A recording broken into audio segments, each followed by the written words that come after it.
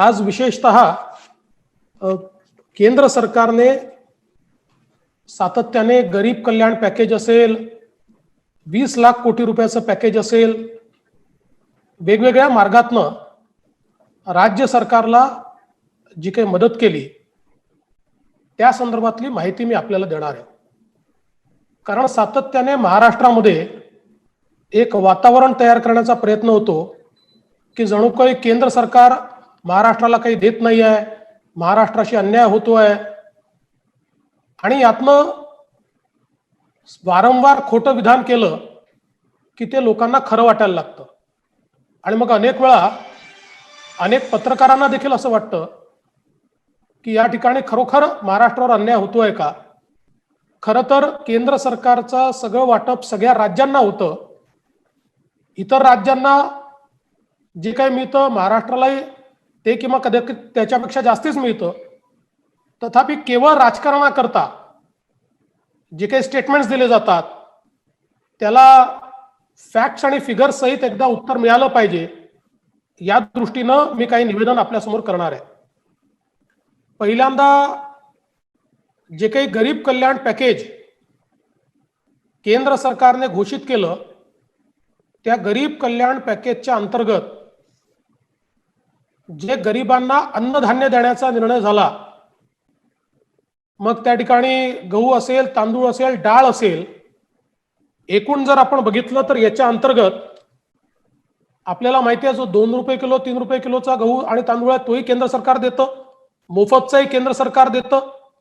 आणि या 3 महिन्यातलं जर आपण ॲव्हरेज काढलं तर साधारणपणे 1750 कोटी रुपयाचा गहू, 2620 कोटी रुपयाचा तांदूळ, 100 कोटी रुपयाची डाळ आणि स्थलांतरित मजुरांकरता ॲडिशनल 122 कोटी रुपयाचं अन्नधान्य, असं 4592 कोटी रुपयाचं अन्नधान्य, 4592 कोटी रुपयाचं अन्नधान्य हे केंद्र सरकारने या ठिकाणी राज्याला दिलाय. याच्या व्यतिरिक्त प्रधानमंत्री किसान सन्मान योजनेच्या अंतर्गत 1726 कोटी रुपये हे केंद्र सरकारने दिले आहेत. जनधन योजनेच्या अंतर्गत महिलांच्या अकाउंटमध्ये 1308 कोटी रुपये आतापर्यंत गेले आहेत आणि 650 कोटी अजून जात आहेत. आणि विधवा, परित्यक्त्या, दिव्यांग, ज्येष्ठ नागरिक यांना 116 कोटी रुपये असे साधारण जे थेट परत अकाउंट्स मध्ये दिलेले पैसे आहेत हे आहेत 3800 कोटी रुपये. या व्यतिरिक्त उज्ज्वलाचं सिलेंडर मोफत मध्ये देण्याचा निर्णय हा केंद्र सरकारने घेतला. 73,16,000 सिलेंडर्स देण्यात आले आहेत. याची किंमत आहे 1625 कोटी रुपये, 1625 कोटी रुपये. त्यासोबत BOCW मधनं 243 कोटी, EPFO मधनं 758 कोटी, म्हणजे 1001 कोटी रुपये हे देण्यात आले आहेत. यासोबत आता ज्या काही श्रमिक रेल्वे सोडण्यात आल्या, महाराष्ट्रातनं आज जवळजवळ 600 रेल्वे पूर्ण होतील. एका रेल्वेचा खर्च केंद्र सरकारला साधारण 50 लाख रुपये आणि त्याच्या तिकिटाचा खर्च जो राज्य करताय तो 7 ते 9 लाख रुपये. अशा रेल्वे करता 300 कोटी रुपये हे केंद्र सरकारने दिले. त्यानंतर SDRFच्या अंतर्गत 1611 कोटी रुपये दिले. हे 1611 कोटी कशा करता दिले तर जे माननीय मुख्यमंत्री साहेब नेहमी सांगतात की आम्ही लेबर कॅम्प्स लावले, आम्ही त्यांना 3 वेळचं जेवण, 2 वेळचं जेवण आणि नाश्ता दिला, या सगळ्या गोष्टीचे पैसे हे देखील केंद्र सरकारने दिलेले आहेत. SDRFच्या माध्यमातून मायग्रंट वर्कर्सचा खर्च असेल किंवा इतर सगळा खर्च असेल तो केंद्र सरकारने या ठिकाणी 1611 कोटी रुपये दिले आहेत. यासोबत हेल्थ करता आवश्यक बाबी खरेदी करण्याकरता म्हणजे केंद्र सरकारने साधारणपणे 10 लाख PPE किट्स दिल्या, जवळजवळ 16 लाख N95 मास्क दिले आणि याच्या व्यतिरिक्त राज्याला खरेदी करता यावी म्हणून जवळजवळ 448 कोटी रुपये दिले. याचा हिशोब जर आपण लावला तर एसडीआरएफ आणि हेल्थला दिलेले जे पैसे आहेत त्यात 2059 कोटी रुपये. त्यासोबत डिव्होल्युशन ऑफ टॅक्सेस, कारण मी मध्यंतरी एका मंत्री महोदयांचं ऐकलं की आमचे डिव्होल्युशन ऑफ टॅक्सेसचे पैसे मिळाले नाहीत. एप्रिल आणि मे महिन्याचे ऍडव्हान्स मध्ये पैसे हे केंद्र सरकारने दिले आणि 5648 कोटी रुपये डिव्होल्युशन ऑफ टॅक्सेसच्या अंतर्गत केंद्र सरकारने राज्याला ऑलरेडी दिलेले आहेत. आणि हे महत्वाचं काय तर डिव्होल्युशन ऑफ टॅक्सेस मध्ये केंद्र सरकारकडे जेवढे पैसे जमा होतात त्याच्यापैकी 41% राज्यांना जातात. त्यात प्रत्येक राज्याचा हिस्सा हा ठरलेला आहे. आता केंद्र सरकारकडे टॅक्सेसच आले नाहीत, कारण इन्कम टॅक्स भरण्याकरता मुदत दिली, वेगवेगळ्या प्रकारचे टॅक्सेस भरण्याकरता मुदत दिली. त्यामुळे आलेल्या टॅक्सेस पैकी देय टॅक्स किती होता जर महाराष्ट्राच्या हिस्स्याचा विचार केला तर तो 1148 कोटी होता. 1148. केंद्राने दिले किती? केंद्राने दिले 5648 कोटी, म्हणजे 4500 कोटी रुपये जास्तीचे दिले. कारण केंद्र सरकारने निर्णय घेतला की बजेट सादर केलं असताना किती टॅक्स येईल ही जी अपेक्षा केली आहे तीच गृहीत धरायची आणि त्यानुसार राज्यांचा ठरलेला हिस्सा द्यायचा. त्यामुळे आपल्याला महाराष्ट्राला 1148 कोटीच्या ऐवजी 5648 कोटी रुपये हे केंद्र सरकारच्या माध्यमातून या ठिकाणी देण्यात आले आहेत. आतापर्यंत मी जो आकडा सांगितला याची बेरीज जर आपण केली तर तो 19,000 कोटी रुपये, मी काही आकडे ढोबळ करतो म्हणजे 19,005 कोटी वगैरे पेक्षा काही आकडे ढोबळ केले आहेत. 19,000 कोटी रुपये हे या मदतीच्या माध्यमातून महाराष्ट्र सरकारला केंद्र सरकारकडनं मिळाले आहेत. याच्या व्यतिरिक्त शेतमाल खरेदी करता केंद्र सरकारने जी मदत केली आहे, कापसाच्या खरेदी करता आतापर्यंत राज्याला 5,647 कोटी रुपये दिले आहेत. धान म्हणजे तांदूळ खरेदी करता 2,311 कोटी रुपये दिले आहेत. तूर खरेदी करता 593 कोटी रुपये दिले आहेत. चणा मका खरेदी करता 125 कोटी रुपये दिले आहेत. आणि या व्यतिरिक्त पीक विम्याचे 403 कोटी रुपये दिले आहेत. आणि कापूस खरेदीच्या संदर्भात स्वतः मंत्री महोदयांनी राज्य सरकारला पत्र लिहून सांगितलेलं आहे की तुमची खरेदी हळू चालली आहे, टोकन दिले जात नाहीये, लवकर खरेदी करा. जेवढी खरेदी राज्य सरकार करतं त्याचे सगळे पैसे हे केंद्र सरकारच्या वतीनं दिले जातात. जेवढी धान खरेदी राज्य सरकार करतं त्याचे सगळे पैसे केंद्र सरकारच्या वतीनं दिले जातात. आता शेतमाल खरेदी करता आतापर्यंत दिलेल्या पैशाचा आपण जर हिशोब हा लावला तर हा 9,069 कोटी रुपये आहे. 9,069 कोटी रुपये म्हणजे आपण जर बघितलं आणि याच्या पुढे जशी खरेदी होणार आहे तसा परत पैसा राज्याला मिळणार आहे. पण आपण जर बघितलं तर या 3-4 महिन्यातला हा जर हिशोब आपण मांडला तर एकूण राज्य सरकारला केंद्र सरकारने दिलेली मदत जी आहे ही आहे 28,104 कोटी रुपयांची. 28,104 कोटी म्हणजे आपण ढोबळ मनाने पकडलं तरी 28,000 कोटी रुपयाची मदत ही केंद्र सरकारने दिली आहे. आणि आपण जर हिशोब लावला तर कोरोनाच्या काळामधल्या महत्वाचे खर्च काय होते?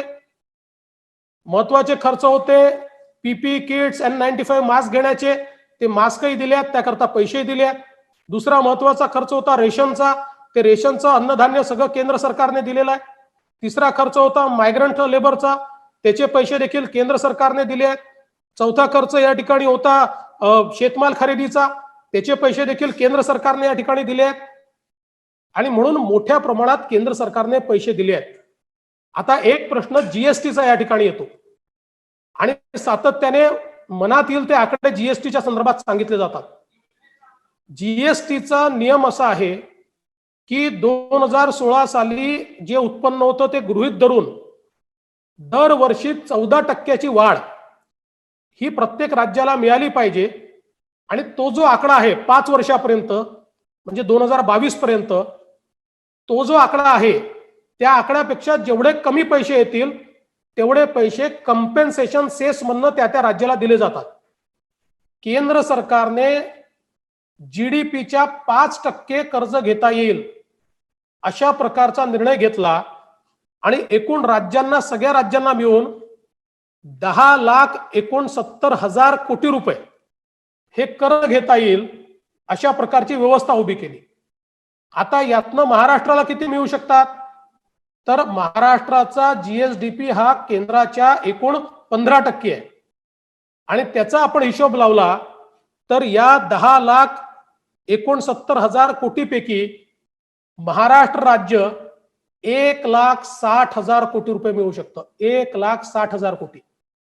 आणि हे 1,60,000 कोटी आपण दरवर्षी समजा 40 ते 45,000 कोटी रुपये हे कॅपिटल एक्सपेंडिचरवर खर्च करतो, तर ते जरी वगळले तरी देखील 1,20,000 कोटी रुपयाची फिस्कल स्पेस ही आपल्याकडे आहे. आणि हे कर्ज परत कसं होतं? तर आपण माहितीये की यापूर्वीही अशा प्रकारची कर्ज आली असताना जेव्हा राज्यांमध्ये अशी संकट आली, फायनान्स कमिशन त्याच्यावर तोडगा देतं, स्वॅपिंग ऑफ लोन करतं, ऋणभार कमी करण्याकरता योजना देतं. त्यामुळे ज्यावेळेस अशा प्रकारचे ऍडिशनल ऋण तयार होतात त्यावेळी त्याच्या संदर्भातला निर्णय फायनान्स कमिशन हे भविष्यात करत असतं. आणि या व्यतिरिक्त मुळामध्ये आपल्याकडे जो खड्डा पडलाय तो जीएसटी मुळे पडलाय, केंद्रात आणि राज्यात. कारण व्यवहार बंद आहेत. कदाचित टोटल असं समजू 6 महिने व्यवहार बंद पडले, तर पुढच्या 6 महिन्यात तर जीएसटी येईल, पण 6 महिन्याचा जीएसटीचा जो खड्डा पडेल तो कर्जाच्या माध्यमातून उभा राहिल्यामुळे पुढचे जे कम्पेन्सेशनचे 2 वर्ष अधिकचे मिळणार आहेत त्या अधिकच्या 2 वर्षामध्ये आरामात तो भरून निघू शकतो. त्यामुळे मला असं वाटतं की या ठिकाणी राज्य सरकारने बोल्ड पावलं घेण्याची आवश्यकता आहे. आरबीआय जर आपल्याला परमिट करताय, केंद्र सरकार आपल्याला परमिट करताय, 1,60,000 कोटी रुपयाची फिस्कल स्पेस आपल्याकरता तयार झाली आहे. पंजाबनी तात्काळ कर्ज उचललेलं आहे. अनेक राज्य मार्केटमध्ये चालले आहेत. आपण देखील योग्य त्याचा विचार केला पाहिजे. सरकार आवडत असेल एवढं नाही घ्यायचं, तर जेवढं घ्यायचं तेवढं सरकारने घेतलं पाहिजे. पण अशा परिस्थितीमध्ये आमच्या जो पैसे नाही म्हणून आम्ही हे करणार नाही, आमच्या जो आम्ही पैसे नाही म्हणून शेतकऱ्यांना मदत करणार नाही, आमच्या जो पैसे नाही म्हणून आम्ही बारा बलुतेदारांना मदत करणार नाही, अशी भूमिका घेता येणार नाही. आपल्या आसपासच्या सगळ्या राज्यांनी, कर्नाटकनी, गुजरातनी, मध्य प्रदेशनी, अगदी काँग्रेस शासित छत्तीसगडने देखील योजना केली आणि ज्या योजनेतनं त्यांनी हा पैसा उपलब्ध करून दिलाय. आणि म्हणून राज्य सरकारने देखील बोल्ड पावलं उचलली पाहिजे. याच्या व्यतिरिक्त केंद्र सरकारने वेज अँड मीन्स म्हणजे जे कर्ज नसतं, जो ऍडव्हान्स असतो आणि त्याच्यावर केवळ 4.4% व्याज द्यावं लागतं, याचीही मर्यादा आपल्याला रिझर्व्ह बँकेच्या मार्फत वाढवून दिली आहे. आणि त्यातनं आपल्याला 5,360 कोटी रुपये मिळू शकतात 4.4%, जे दर 3 महिन्यांनी आपल्याला रिन्युअल ज्याचं करावं लागतं. त्यामुळे वेज अँड मीन्सच्या माध्यमातून देखील कर्ज नाही तर ऍडव्हान्स रूपानं, म्हणजे जे आपल्या फिस्कल स्पेसमध्ये पकडलं जात नाही, आता या दोघांची बेरीज केली तर साधारण ढोबळपणाने 1,65,000 कोटीची, 1,65,000 कोटी रुपयाची फिस्कल स्पेस ही महाराष्ट्राकरता तयार झालेली आहे, जी केंद्र सरकारच्या पॅकेजमधनं या ठिकाणी आपल्याला मिळालेली आहे. आता याच्या व्यतिरिक्त जे काही पॅकेज केंद्र सरकारने दिलेलं आहे, या केंद्र सरकारच्या पॅकेजमध्ये ज्या गोष्टी डिव्हिजिबल वाटतात, मला सगळ्या पॅकेजच्या गोष्टीचं डिव्हिजन याकरता करता आलं नाही की जेवढी इन्फॉर्मेशन माझ्याकडे होती तेवढ्या इन्फॉर्मेशनच्या आधारावर महाराष्ट्राला काय मिळू शकतं या पॅकेजमधनं याचा साधारण अभ्यास मी केला. यातले बरेचसे आकडे हे डिव्हिजिबल करता येत नाही, कारण समजा बँकांकडे 8 लाख कोटी आहेत, तर त्यातले नेमके आज महाराष्ट्रात किती येतील हे सांगता येत नाही. पण एमएसएमईचं पॅकेज आहे 3,70,000 कोटी रुपयाचं. आणि हे पॅकेज काय आहे तर 3 प्रकार आहेत. त्यात 3 लाख कोटी क्रेडिट गॅरंटीचे आहेत, 20,000 कोटी हे स्ट्रेस ऍसेटचे आहेत आणि 50,000 कोटी फंड ऑफ फंड आहे, ज्याच्यामध्ये इक्विटी आपल्याला मिळणार आहे. आता आपण जर याच्यामध्ये विचार केला तर साधारणपणे एमएसएमईच्या वेबसाईटवर मी बघितलं 50 लाख एमएसएमई हे महाराष्ट्रामध्ये रजिस्टर्ड आहेत आणि जे कार्यरत आहेत. साधारणपणे 1.5 कोटी लोकांना ढोबळ मनाने याच्यातनं रोजगार थेट मिळतो आहे. आणि आपण जर याचा मार्केट कॅपचा विचार केला आणि यांच्याकडच्या कर्जाचा विचार केला तर या योजनेच्या अंतर्गत तिन्ही योजना मिळून महाराष्ट्रातल्या उद्योजकांना 35,000 कोटी रुपये हे एमएसएमईच्या माध्यमातून या 3,70,000 कोटी रुपयांपैकी निश्चितपणे मिळू शकतात. त्यासोबत गृहनिर्माणाकरता जी काही सबसिडी दिली आहे 70,000 कोटी रुपयाची सबसिडी दिलेली आहे. जी सबसिडी गृहनिर्माणामध्ये डिमांड क्रिएट करण्याकरता दिली आहे. एकूण देशामध्ये रेराच्या अंतर्गत जेवढे गृहनिर्माण प्रकल्प रजिस्टर्ड आहेत त्यातले 40% प्रकल्प एकट्या महाराष्ट्रात आहेत. पण आपण असं समजू की एकूण या सबसिडीपैकी पैसा जरी महाराष्ट्रात आला तरी 14 ते 15,000 कोटी रुपये याच्यातनं महाराष्ट्राला या ठिकाणी सबसिडी रूपानं उपलब्ध होऊ शकतात. तिसरा महत्वाचा मुद्दा, डिस्कॉम करता 90,000 कोटी रुपयाचं त्या ठिकाणी आरईसीच्या माध्यमातून व्यवस्था उभी करून देण्यात आली आहे. आणि राज्याची जी काही लेनदारी आहे, कारण या दिवसांमध्ये डिमांड कमी झालेली आहे, या दिवसांमध्ये बिलं भरण्यात येणार नाहीये, अशा परिस्थितीमध्ये राज्याच्या डिस्कॉम्सवर जो काही मोठ्या प्रमाणात त्या ठिकाणी स्ट्रेस येणार आहे त्याला मदत म्हणून हे पैसे देण्यात येत आहेत. ज्याच्यामध्ये महाराष्ट्राच्या डिस्कॉमला म्हणजे महाडिस्कॉम आपली जी कंपनी आहे महावितरण 9,000 कोटी रुपये हे या माध्यमातून या ठिकाणी उपलब्ध होऊ शकतात. नरेगाचा जर आपण विचार केला 1,00,000 कोटी रुपये आता नरेगामध्ये ठेवण्यात आले आहेत. आपण गेल्या काही वर्षात नरेगाचा खर्च वाढवत 3200 कोटी रुपयापर्यंत नेला आहे. पण अगदी आपण खूप वाढवू नाही शकलो कारण आता मायग्रंट लेबर राज्यातला देखील गावोगावी गेलाय. आताच जर आपण रजिस्ट्रेशन बघितलं तर ऑल इंडिया रजिस्ट्रेशन मध्ये 1.5 पटीने वाढ आहे.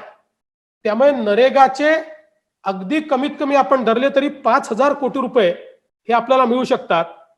याच्या व्यतिरिक्त RIDF ची योजना, कॅम्पा एम्प्लॉयमेंटची योजना, स्ट्रीट वेंडरची योजना यातनं 1,500 कोटी रुपये महाराष्ट्राला मिळू शकतात. फार्म गेट इन्फ्रास्ट्रक्चर ही एक अतिशय चांगली स्कीम केंद्र सरकारने आणली आहे. आणि ही कशा करताय? Primary agriculture cooperative society, FPO आणि ऍग्री स्टार्टअप्स आता या आणि ऍग्रिकल्चर एंटरप्रेन्युअर्स यांच्याकरता आता या चारही संज्ञांमध्ये सर्वात जास्त रजिस्टर्ड एंटिटीज या महाराष्ट्रामध्ये आहे. देशात सगळ्यात जास्त FPO आपल्याकडे आहेत, देशात सगळ्यात जास्त ऍग्री स्टार्टअप्स आपल्याकडे आहेत, ऍग्री एंटरप्रेन्युअर आपल्याकडे आहेत, ऍग्री व्हॅल्यू चेन आपल्याकडे आहेत. त्यामुळे हे जे काही 1,00,000 कोटी रुपयाचं या ठिकाणी पॅकेज आहे यातनं किमान 10,000 कोटी रुपये महाराष्ट्र मिळवू शकतो आणि त्यातनं आपले संपूर्ण नेटवर्क जे आहे ते आपण उभं करू शकतो. यासोबत मायक्रो फूड एंटरप्राइज करता 1,000 कोटी रुपये या ठिकाणी आपल्याला मिळू शकतात. 10,000 कोटी रुपये याच्याकरता केंद्र सरकारने दिले आहेत. एनिमल हस्बंडरी इन्फ्रास्ट्रक्चर ज्याच्यामध्ये डेअरी असेल किंवा मग त्याच्यासोबत टॉप टू टोटल स्कीम असेल, बी किपिंग असेल, हर्बल कल्टिवेशन असेल, या सगळ्यातनं साधारणपणे 2,000 कोटी रुपये महाराष्ट्राला मिळू शकतात. असा जर आपण एकूण विचार केला तर या पॅकेज मधलं जे डिव्हिजिबल मला दिसतंय ज्याचा लाभ महाराष्ट्र घेऊ शकतो ते 78,500 कोटी रुपये. आणि आपण एकूण जर हिशोब लावला तर मी पहिला आकडा जो महाराष्ट्राला ऍक्च्युअल मिळालेला आहे तो आहे 28,000 कोटी रुपये. धान्य स्वरूपात असेल किंवा कॅश स्वरूपात असेल किंवा डिव्होल्युशन मध्ये असेल. दुसरा आकडा मी सांगितला की जो महाराष्ट्राला फिस्कल स्पेस मिळाली आहे ती 1,65,000 कोटी रुपयाची आहे. आणि तिसरा आकडा मी सांगितला की पॅकेज मधनं जे डिव्हिजिबल मला दिसत आहे ते 78,000 कोटी रुपये. ढोबळ मनाने आपण जर याची गणित लावलं तर 2,70,000 कोटी रुपयाचं हे गणित या ठिकाणी होतं.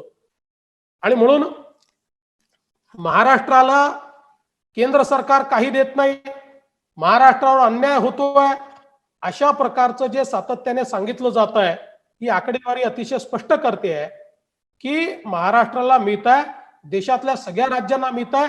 केंद्र सरकार आपल्याकडे किती टॅक्सेस येत आहेत याचा विचार न करता आता राज्यांच्या हाती पैसा आला पाहिजे याचा विचार करून या ठिकाणी हे सगळे निर्णय घेते आहे. आता राज्य सरकार किती बोल्ड निर्णय घेते मग राज्य सरकारने सांगितलं आम्ही कर्जबाजारी व्हायचं का? कसं कर्जबाजारी होणार आहे? इतर राज्य जर घेऊ शकतात तर महाराष्ट्र का घेऊ शकणार नाही? ते कर्ज परत करण्याची जी काही स्कीम आहे ती देखील केंद्र सरकार देतं. त्यामुळे मला असं वाटतं की आता हे जे काही सातत्याने सांगण्यात येत आहे हे पूर्णपणे चुकीचं आहे. मी थोडक्यात हे हिंदीतही सांगून देतो, मग आपण प्रश्नोत्तर या ठिकाणी सुरू करू शकू. लगातार ये कहा जाता है कि केंद्र सरकार की ओर से महाराष्ट्र को कुछ नहीं दिया जा रहा, इसलिए मैंने केंद्र सरकार की ओर से महाराष्ट्र को क्या दिया जा रहा है इसका हिसाब केंद्र सरकार की ओर से लिया है और उसको आपके सामने और जनता के सामने रखने का प्रयास करता हूं. गरीब कल्याण पैकेज के अंतर्गत जो हमारे गरीबों को अनाज देना था, गेहूं देना था, चावल देना था, दाल देनी थी, उसमें 1750 करोड़ का गेहूं दिया गया, 2620 करोड़ रुपए का राइस दिया गया, 100 करोड़ रुपए की दाल दी गई और माइग्रेंट वर्कर्स के लिए 122 करोड़ रुपया, ऐसा 4592 करोड़ रुपए इसके अंतर्गत महाराष्ट्र को मदद मिली. प्रधानमंत्री किसान सम्मान योजना में 1726 करोड़ रुपए मिले, जनधन योजना में 1308 करोड़ मिले और 650 करोड़ और मिल रहे. विधवा, दिव्यांग और ज्येष्ठ नागरिकों के लिए 116 करोड़ रुपए मिले, ऐसे 3800 करोड़ रुपए इसमें मिले. उज्ज्वला के अंतर्गत 73,16,000 सिलेंडर यानी 1625 करोड़ रुपए मिले. बीओसीडब्ल्यू और ईपीएफओ के अंतर्गत 1001 करोड़ रुपए मिले. एसडीआरएफ के अंतर्गत 1611 करोड़ मिले. हेल्थ के अंतर्गत 448 करोड़ रुपए मिले. ट्रेन्स के लिए केंद्र सरकार ने 300 करोड़ रुपया खर्चा किया. कुल मिलाकर डिवोल्यूशन ऑफ टैक्सेस में केंद्र सरकार ने निर्णय लिया कि अप्रैल और मई के टैक्सेस एडवांस में दिए जाएंगे और डिवोल्यूशन में महाराष्ट्र को चूंकि टैक्सेस कम आए हैं, 1148 करोड़ मिलने चाहिए थे, उसकी जगह 5648 करोड़ रुपया मिला, यानी 4500 करोड़ रुपया केंद्र सरकार ने ज्यादा दिया, क्योंकि केंद्र ने निर्णय लिया कि भले ही टैक्स कम आया हो लेकिन जितना बजट एस्टिमेट है उतना ही टैक्स आया ऐसा समझकर हम पैसा देंगे, और वो पैसा मिला. ये कुल मिलाकर हम देखें तो 19,000 करोड़ रुपया है. इसके साथ साथ जो किसान का माल खरीदा गया है उसमें कॉटन के लिए 5,647 करोड़ रुपया, धान के लिए यानी चावल के लिए, पैडी के लिए 2,311 करोड़ रुपया, तुअर के लिए 593 करोड़ रुपया, चना मका के लिए 125 करोड़ रुपया और बीबे के लिए 403 करोड़ रुपया, ऐसा 9,079 करोड़ रुपया. ऐसा कुल मिलाकर अगर हम ये देखें तो 28,104 करोड़ रुपए का की मदद केंद्र सरकार की ओर से राज्य सरकार को की गई है. दूसरा, केंद्र सरकार ने राज्य सरकार के लिए फिस्कल स्पेस तैयार की और कुल मिलाकर जीएसडीपी के 5% तक कर्जा सरकार तैयार ले सकती है, ऐसा निर्णय लिया. इसके तहत 10,59,000 करोड़ रुपए की फिस्कल स्पेस तैयार हुई. इसमें अगर महाराष्ट्र का हिस्सा हम देखें तो देश के 15% हमारा जीएसडीपी है और उसका हिसाब लगाया तो महाराष्ट्र की फिस्कल स्पेस 1,60,000 करोड़ की होती है. इसके साथ साथ वेज एंड मीन्स एडवांस में जो केवल 4.4% पर मिलता है, उसमें भी 60% का इजाफा करते हुए 5,360 करोड़ रुपया उसमें भी देने का निर्णय ये रिजर्व बैंक और केंद्र सरकार ने लिया. और उसके साथ साथ जो केंद्र सरकार ने पैकेज दिया है उस पैकेज में भी अगर हम महाराष्ट्र के एमएसएमई की बात करें तो एमएसएमई का जो 3,70,000 करोड़ का पैकेज है उसमें महाराष्ट्र को 35,000 करोड़ मिल सकता है. गृह निर्माण में जो 70,000 करोड़ सब्सिडी का पैकेज है उसमें करीब 14 से 15,000 करोड़ रुपए महाराष्ट्र को मिल सकता है. डिस्कॉम्स के लिए जो 90,000 करोड़ रुपया है उसमें तकरीबन 9,000 करोड़ रुपया महाराष्ट्र को मिल सकता है. नरेगा में 5,000 करोड़ रुपया महाराष्ट्र को मिल सकता है. आरआईडीएफ कैंपा एम्प्लॉयमेंट इसमें 1,500 करोड़ रुपया महाराष्ट्र को मिल सकता है. फार्म गेट इंफ्रास्ट्रक्चर में 10,000 करोड़ रुपया महाराष्ट्र को मिल सकता है. माइक्रो फूड एंटरप्राइज में 1,000 करोड़ रुपया महाराष्ट्र को मिल सकता है. एनिमल हस्बेंड्री इंफ्रास्ट्रक्चर और top to total herbal cultivation इसमें करीब 2000 करोड़ रुपया महाराष्ट्र को मिल सकता है। ऐसा मिलाकर ये 78,500 करोड़ रुपया महाराष्ट्र अगर प्रयास करे तो महाराष्ट्र को ये मिल सकता है। और अगर ये तीनों मदों को हम एक साथ कर दे तो ये करीब 2,70,000 करोड़ रुपया ये महाराष्ट्र को इसके माध्यम से कुछ मिला है, कुछ मिल सकता है, कुछ फिस्कल स्पेस तैयार हुई है। इसलिए महाराष्ट्र को केंद्र सरकार की ओर से कुछ नहीं दिया जाता ये कहना मैं ऐसा मानता हूं बिल्कुल गलत है, और इसीलिए मैंने आकडे दिए हैं। एक गोष्ट अजून मला या ठिकाणी सांगायची आहे, आता महाराष्ट्राची कोरोनाची परिस्थिती अत्यंत वाईट आहे। आपल्या सगळ्यांना कल्पना आहे की देशामध्ये सर्वात जास्त केसेस आता महाराष्ट्रात आहे। 50,000चा आकडा आपण पार केलेला आहे। मृत्यूमध्ये देखील 40% मृत्यू महाराष्ट्रात होत आहेत आणि मोठ्या प्रमाणात याच्यात वाढ आपल्याला पाहायला मिळते आहे। अगदी आपण मुंबईचा विचार केला तर गेल्या पूर्ण महिनाभरात म्हणजे 1 तारखेपासून 29 तारखेपर्यंत एकूण ॲव्हरेज जर आपण विचार केला तर 3,500 टेस्ट प्रतिदिन मुंबईमध्ये करण्यात आल्या। सुरुवातीला जास्त होते, आता कमी कमी होत आल्या। काल तर 2900च केलेले आहेत। आणि आपण ॲव्हरेजचा विचार केला तर या टेस्टमध्ये 32% टेस्ट पॉझिटिव्ह येतात, 32%। आणि आपण देशाचा विचार केला तर तो 4-4.5% आहे। आणि आपण गेल्या 3-4 दिवसाचा जर हिशोब घेतला तर ते 40%च्या वर चाललेला आहे। त्यामुळे कोरोनाचा प्रादुर्भाव हा मोठ्या प्रमाणात महाराष्ट्रामध्ये वाढताना दिसतोय आणि याच्या करता इफेक्टिव्ह स्टेप्स घेण्याची आवश्यकता आहे। पेशंट्सला बेड मिळत नाही, ॲम्ब्युलन्स मिळत नाही, रस्त्यावर लोक मरतात।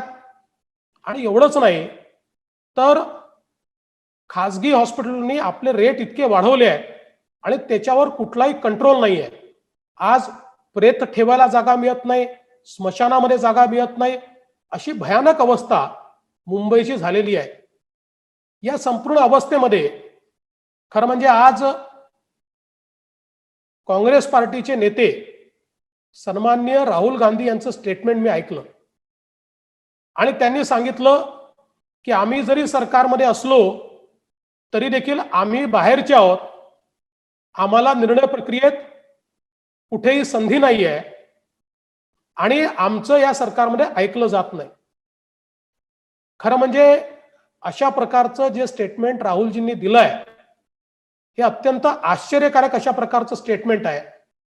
याचा अर्थ अगदी सरळ दिसतो की कोरोनाची परिस्थिती हाताबाहेर जाते आहे हे लक्षात आल्यानंतर या परिस्थितीचा संपूर्ण ठिकरा जो आहे तो आता सन्माननीय मुख्यमंत्री उद्धवजी ठाकरे आणि शिवसेनेवर फोडायचा आणि आपण नामानिराळा व्हायचं, अशा प्रकारची या वक्तव्यातनं गंध येतोय।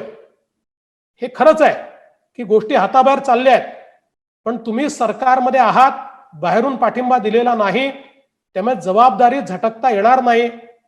राहुलजींचं वक्तव्य हे जबाबदारी झटकणारं वक्तव्य आहे असं माझं अतिशय स्पष्टपणे मत आहे। आणि एकीकडे राज्याची सरकार ही कोरोना कंट्रोलमध्ये आणण्याकरता पूर्णपणे फेल होत असताना हळूहळू त्यांचे साथीदार देखील त्यांची साथ वेगवेगळ्या पद्धतीने सोडतायत असं या ठिकाणी स्पष्टपणे दिसतंय। एक और चीज मैं बहुत स्पष्ट रूप से कहना चाहता हूं, महाराष्ट्र में कोविड की परिस्थिति बहुत गंभीर है। देश के सबसे ज्यादा केसेस 50,000 से भी ज्यादा केसेस महाराष्ट्र में है। देश की 40% से ज्यादा मौतें ये महाराष्ट्र में हुई है। मुंबई की परिस्थिति और भी खराब है। मुंबई में 1 मई से 29 मई तक की 1 मई से 25 मई तक की अगर हम लोग टेस्ट देखें तो उन टेस्ट में हमको ये ध्यान में आएगा कि बड़े पैमाने पर इन्फेक्शन बढ़ रहा है और कुल मिलाकर मुंबई में 10,000 टेस्ट की कैपेसिटी है, लेकिन एवरेज 3,500 टेस्ट हो रहे, उसमें भी 30-32% टेस्ट ये पॉजिटिव हमको दिखाई पड़ते हैं। और पिछले 3-4 दिनों का अगर एवरेज देखे तो उससे भी ज्यादा टेस्ट पॉजिटिव आ रहे हैं। देश का एवरेज 4.5% है और मुंबई का एवरेज बहुत ज्यादा बढ़ा हुआ है। इन सारी परिस्थितियों पर सरकार कंट्रोल नहीं कर पा रही, लोगों को इलाज नहीं मिलता, अस्पताल के बेड नहीं मिलते, क्वारंटीन की ठीक व्यवस्था नहीं मिलती, लोगों को एम्बुलेंस नहीं मिलती, रास्तों पर लोग मर रहे हैं, ऐसी परिस्थिति है। लाशें रखने को कई अस्पतालों में जगह नहीं, ऐसे वीडियोस बाहर आ रहे हैं। क्रीमेशन ग्राउंड्स या बरियल ग्राउंड्स की भी कमी हो रही है और ये सारी परिस्थिति को कंट्रोल में लाने में सरकार बड़े पैमाने पर असफल हो रही है। और शायद इसीलिए आज राहुल गांधी जी, कांग्रेस के प्रमुख, इनका जो स्टेटमेंट हमने सुना, एक प्रकार से जब ये सारी परिस्थिति राज्य सरकार के हाथों से जा रही है तो इसका सारा ठिकरा ये मुख्यमंत्री उद्धव ठाकरे जी और शिवसेना के ऊपर डालने का प्रयास राहुल गांधी जी ने किया है। और राहुल गांधी जी का ये बयान कि हम सरकार में तो है पर हमें कोई सुन नहीं रहा, हम सरकार में तो है पर हमारी सुनवाई नहीं होती, हमें वहां बोलने का अधिकार नहीं है, मुझे लगता है इस प्रकार का स्टेटमेंट ये बिल्कुल अपनी जिम्मेदारी को झटक देने जैसा है, अपनी जिम्मेदारी से भागने जैसा है और सारा का सारा अब इस सरकार के सिर पर, उद्धव जी के सिर पर, मुख्यमंत्री जी के सिर पर मढ़ने की ये कोशिश हो रही है। सरकार में और सरकार की पार्टियों में अब एक दूसरे को ब्लेम करने की एक प्रकार से होड़ लगी है, ऐसा मेरा मानना है। अभी हम प्रश्न ले सकते हैं। माधव जी जैसे हात ऊपर होंगे देवेंद्र जी, मगाशी एक पत्रकारांशी बोलणं झालं आणि त्यांनी काही जणांनी मला मेसेज पाठवले. किशोर जी प्रश्न घ्या. काही जणांनी प्रश्न नावं पाठवली आहेत. मी नावं घेतो, तसे प्रश्न विचारा, म्हणजे सगळ्यांना प्रश्न म्हणजे मॅक्झिमम करण्याचा प्रयत्न करू. विवेक कुलकर्णी आणि विनया, पहिल्यांदा विवेक आणि मग विनया. विवेक, प्रश्न विचार.